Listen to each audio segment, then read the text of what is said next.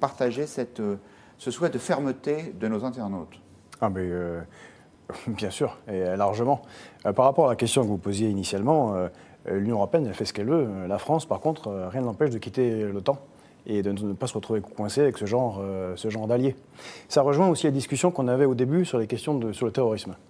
Il faut quand même rappeler que Erdogan est dans un islamisme de plus en plus poussé, qu'il est à l'origine avec les frères musulmans et qu'il finance en France un parti qui s'appelle Égalité et Justice, qui a présenté des candidats dans l'Est de la France, qui mène des rassemblements en France pour les élections en Turquie. Politique.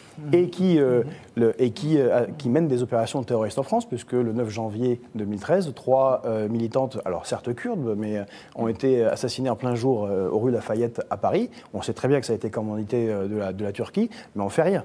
On reçoit Erdogan, les familles des victimes n'ont pas été reçues, et on laisse faire. Et c'est exactement le même genre d'attitude avec l'Arabie Saoudite ou le Qatar. Si on ne fait rien à ce niveau-là, il y aura toujours des attentats. La Turquie n'a rien à faire en Europe? Rien. Non, mais, actuellement, rien. Pardon, je voulais poser la question à... Vous voulez dire dans l'Union européenne? Oui, dans l'Union européenne, oui.